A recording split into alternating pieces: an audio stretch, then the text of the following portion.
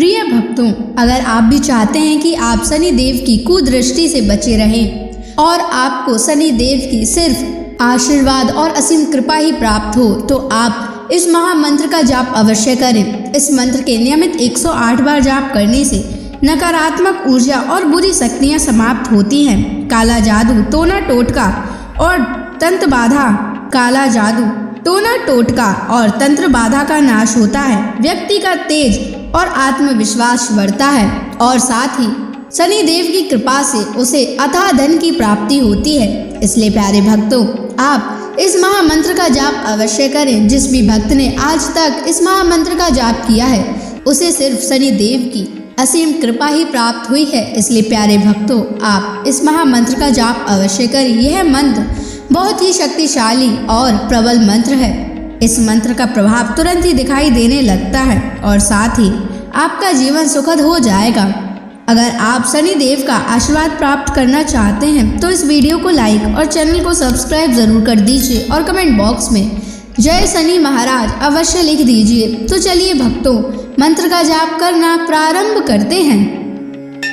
ओम ह्रीं सन शनैश्चराय सर्वदोष निवारणाय स्वाहा। ओम ह्रीं सन शनैश्चराय सर्वदोष निवारणाय स्वाहा। ओम ह्रीं सन शनैश्चराय सर्वदोष निवारणाय स्वाहा। ओम ह्रीं सन शनैश्चराय सर्वदोष निवारणाय स्वाहा। ओम ह्रीं सन शनैश्चराय सर्वदोष निवारणाय स्वाहा। ओम ह्रीं सन शनैश्चराय सर्वदोष निवारणाय स्वाहा।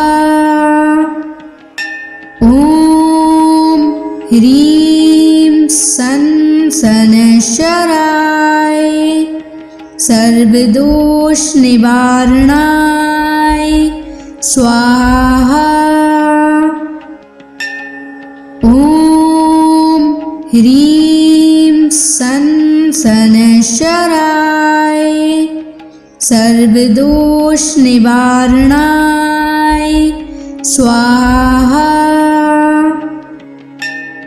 ओम ह्रीं सन शनैश्चराय सर्वदोष निवारणाय स्वाहा।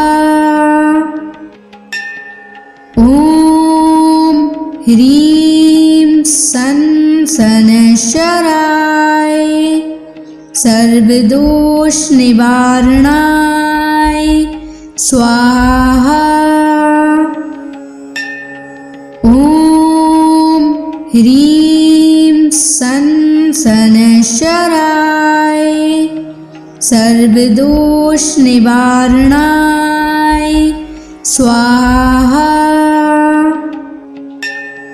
ओम ह्रीं सन शनैश्चराय सर्वदोष निवारणाय स्वाहा।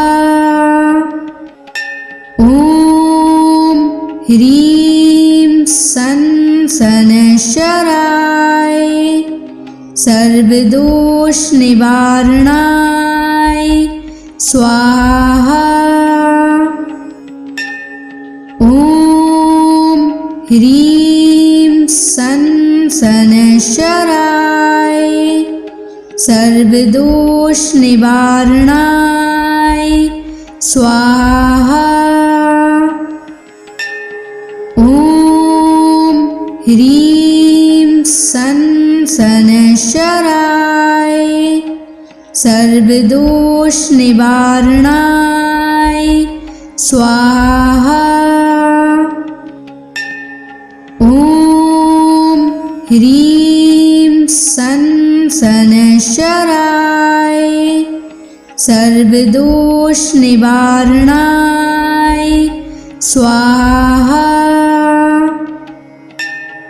ॐ ह्रीं सन् शनैश्चराय सर्वदोषनिवारणाय स्वाहा। ॐ ह्रीं सन् शनैश्चराय सर्वदोषनिवारणाय स्वाहा। ॐ ह्रीं सन् शनैश्चराय सर्वदोषनिवारणाय स्वाहा।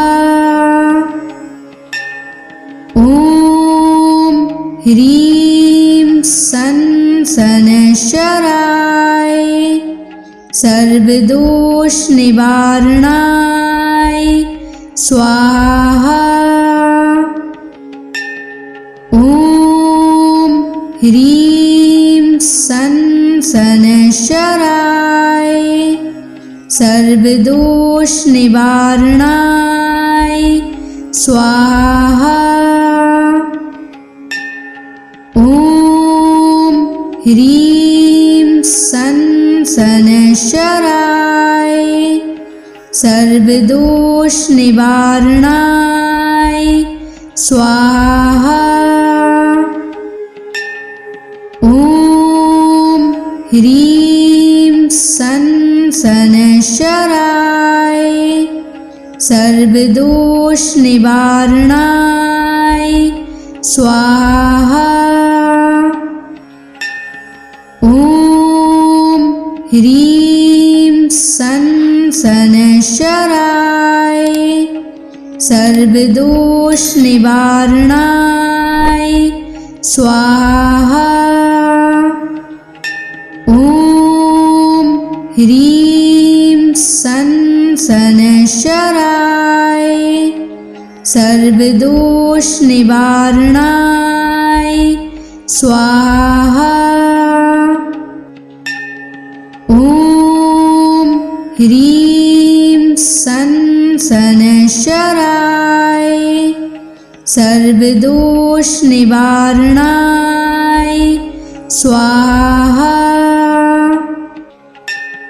ॐ ह्रीं सन् शनैश्चराय सर्वदोषनिवारणाय स्वाहा।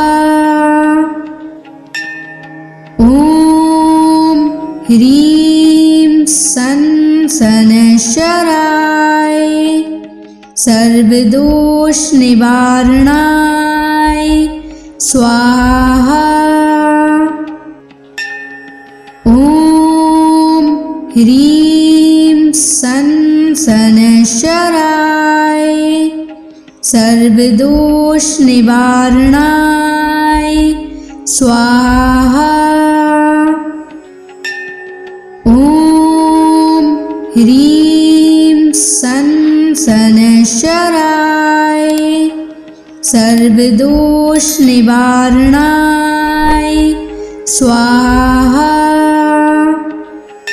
ॐ ह्रीं सन् शनैश्चराय सर्वदोषनिवारणाय स्वाहा। ॐ ह्रीं सन् शनैश्चराय सर्वदोषनिवारणाय स्वाहा।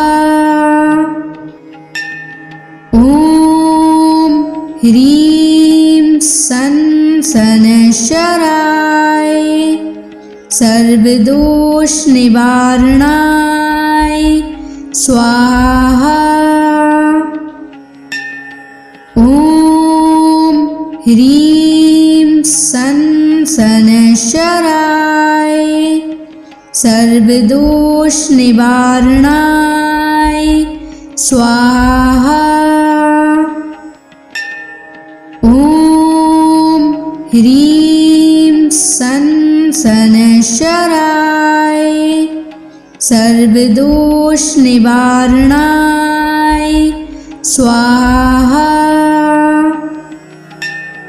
ॐ ह्रीं सनशराय सर्वदोष निवारणाय स्वाहा। ॐ ह्रीं सनशराय सर्वदोष निवारणाय स्वाहा। ॐ ह्रीं सनशराय सर्वदोष निवारणाय स्वाहा। ॐ ह्रीं सनशराय सर्वदोष निवारणाय स्वाहा। ॐ ह्रीं सनशराय सर्वदोष निवारणाय स्वाहा। ॐ ह्रीं सनशराय सर्वदोष निवारणाय स्वाहा। ॐ ह्रीं सनशराय सर्वदोष निवारणाय स्वाहा। ॐ ह्रीं सनशराय सर्वदोष निवारणाय स्वाहा। ॐ ह्रीं सनशराय सर्वदोष निवारणाय स्वाहा। ॐ ह्रीं सनशराय सर्वदोष निवारणाय स्वाहा। ॐ ह्रीं सनशराय सर्वदोष निवारणाय स्वाहा। ॐ ह्रीं सनशराय सर्वदोष निवारणाय स्वाहा। ॐ ह्रीं सनशराय सर्वदोष निवारणाय स्वाहा। ॐ ह्रीं सनशराय सर्वदोष निवारणाय स्वाहा। ॐ ह्रीं सनशराय सर्वदोष निवारणाय स्वाहा।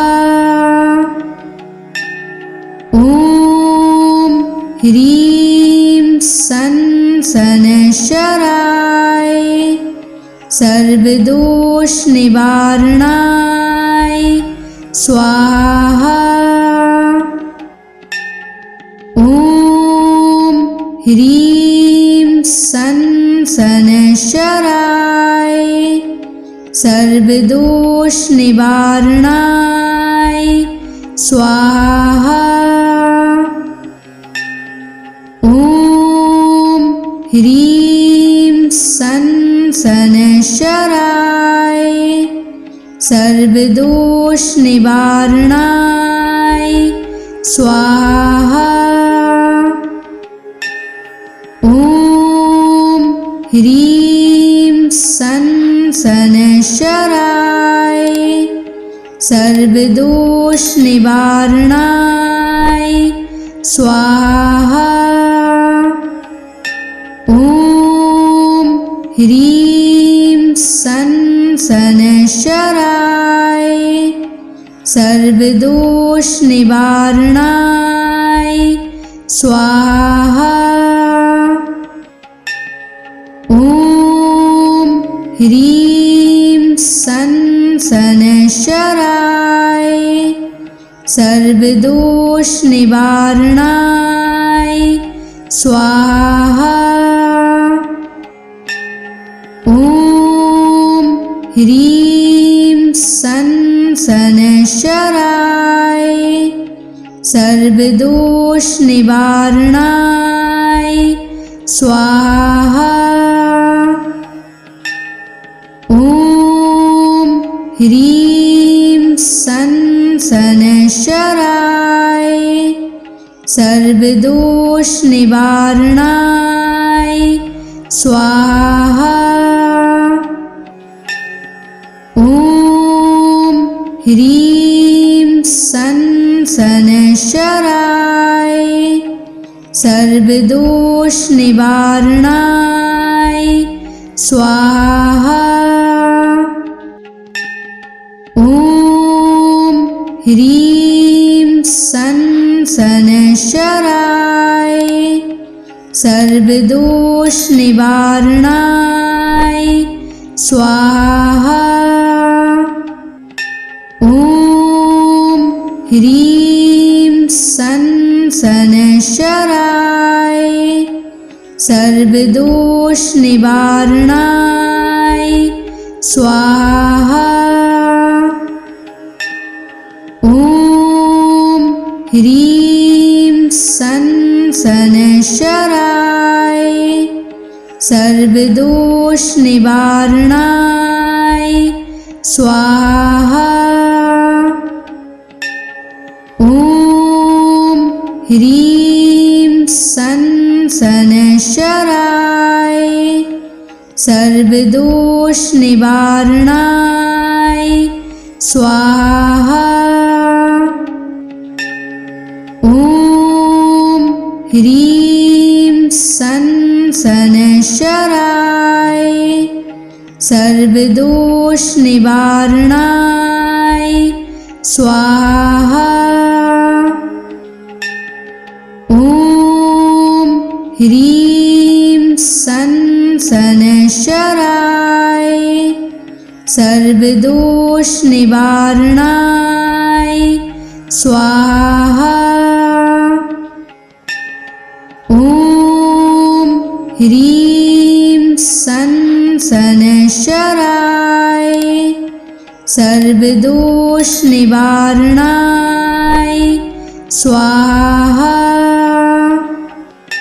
ॐ ह्रीं सन शनैश्चराय सर्वदोष निवारणाय स्वाहा। ॐ ह्रीं सन शनैश्चराय सर्वदोष निवारणाय स्वाहा। ॐ ह्रीं सन शनैश्चराय सर्वदोष निवारणाय स्वाहा।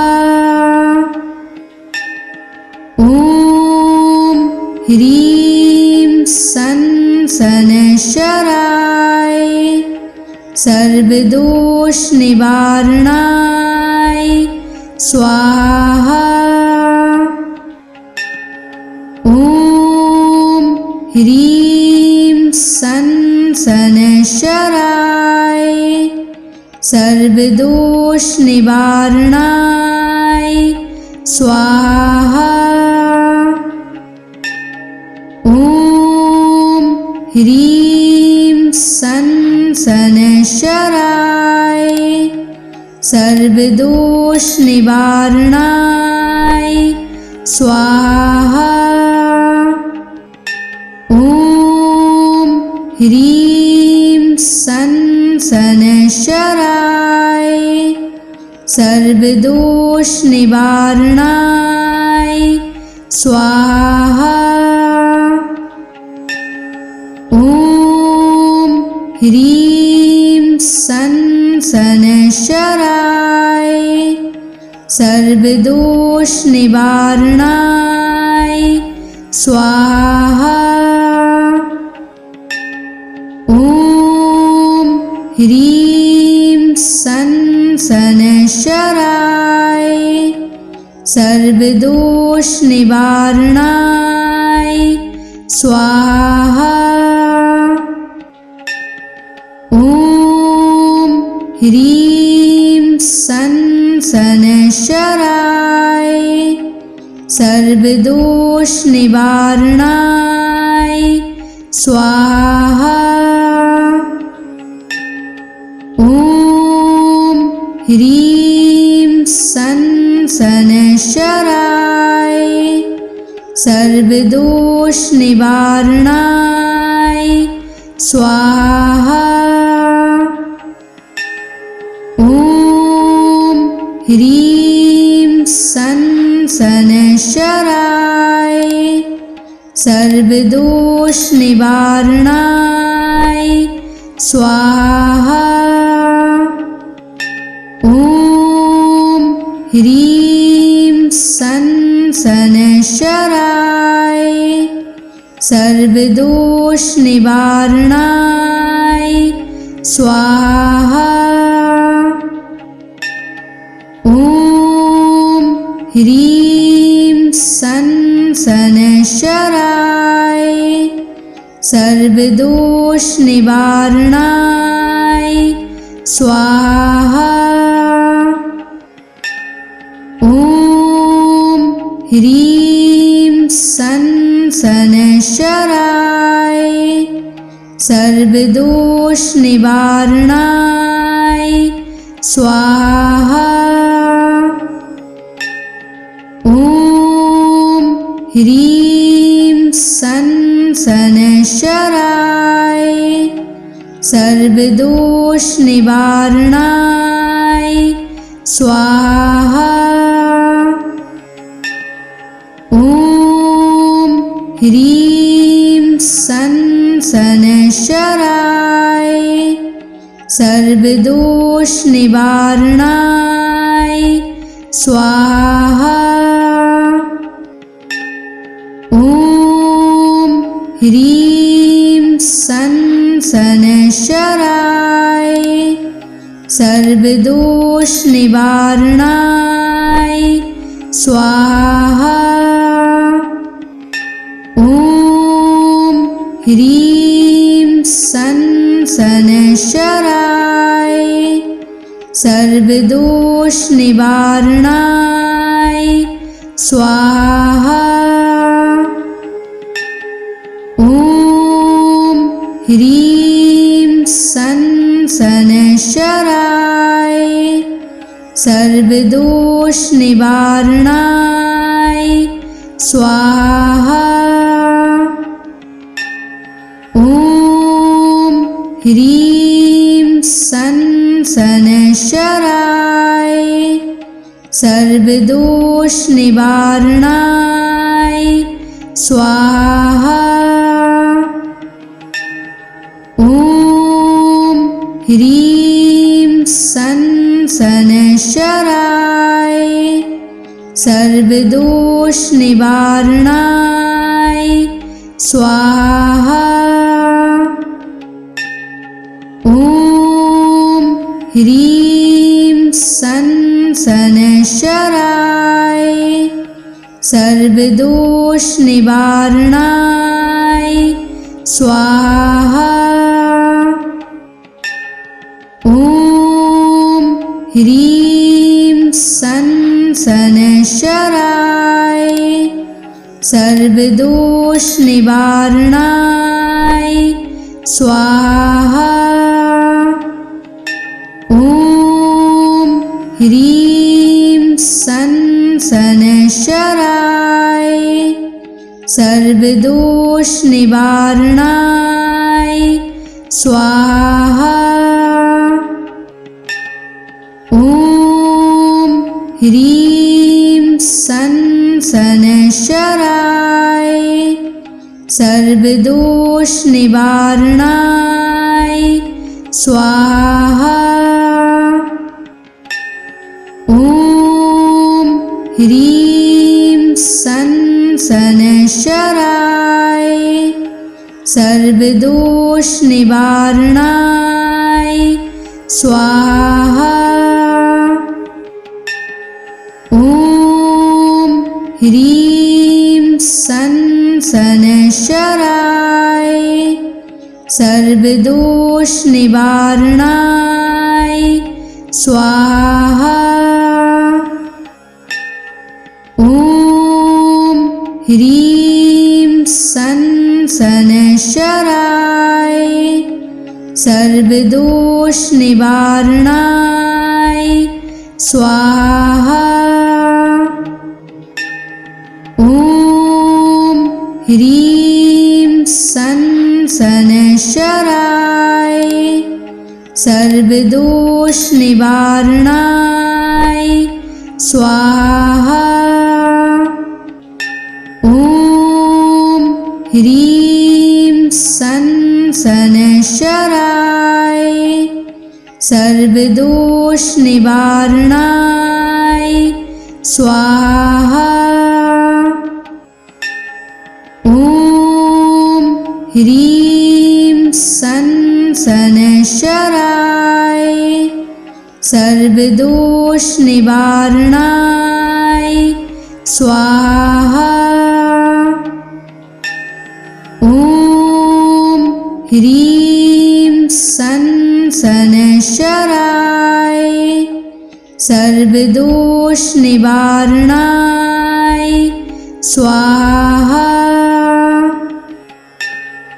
ॐ ह्रीं सं शनैश्चराय सर्वदोष निवारणाय स्वाहा।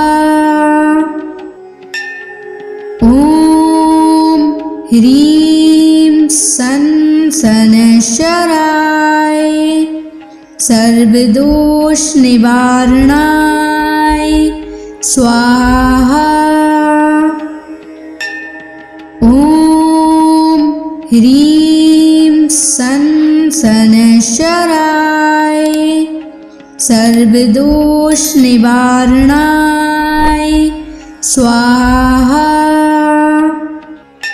ॐ ह्रीं सं शनैश्चराय सर्वदोष निवारणाय स्वाहा।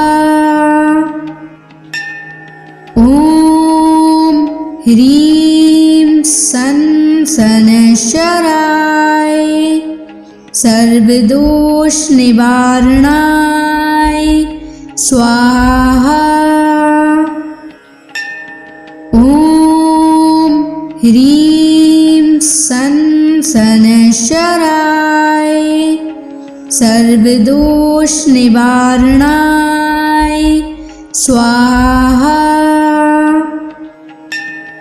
ॐ ह्रीं सं शनैश्चराय सर्वदोष निवारणाय स्वाहा। ॐ ह्रीं सं शनैश्चराय सर्वदोष निवारणाय स्वाहा। ॐ ह्रीं सन शनैश्चराय सर्वदोष निवारणाय स्वाहा। ॐ ह्रीं सन शनैश्चराय सर्वदोष निवारणाय स्वाहा। ॐ ह्रीं सन शनैश्चराय सर्वदोष निवारणाय स्वाहा। ॐ ह्रीं सन शनैश्चराय सर्वदोष निवारणाय स्वाहा। ॐ ह्रीं सन शनैश्चराय सर्वदोष निवारणाय स्वाहा।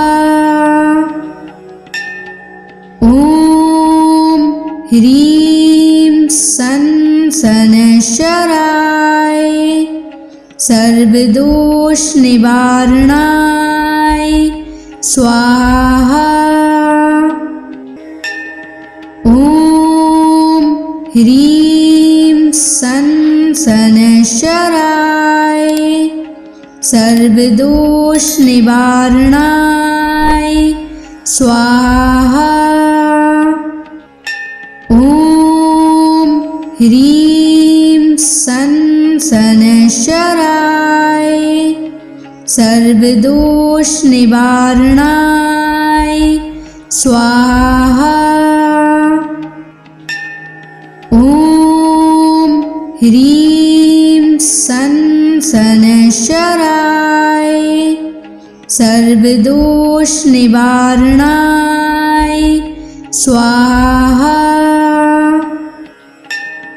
ॐ ह्रीं सन शनैश्चराय सर्वदोष निवारणाय स्वाहा।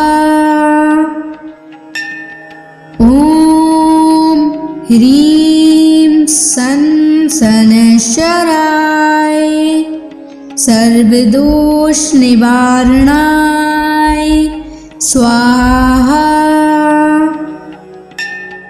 ॐ ह्रीं सन शनैश्चराय सर्वदोष निवारणाय स्वाहा। ॐ ह्रीं सन शनैश्चराय सर्वदोष निवारणाय स्वाहा। ॐ ह्रीं सन शनैश्चराय सर्वदोष निवारणाय स्वाहा। ॐ ह्रीं सन शनैश्चराय सर्वदोष निवारणाय स्वाहा। ॐ ह्रीं सन शनैश्चराय सर्वदोष निवारणाय स्वाहा। ॐ ह्रीं सन शनैश्चराय सर्वदोष निवारणाय स्वाहा। ॐ ह्रीं सन शनैश्चराय सर्वदोष निवारणाय स्वाहा। ॐ ह्रीं सन शनैश्चराय सर्वदोष निवारणाय स्वाहा।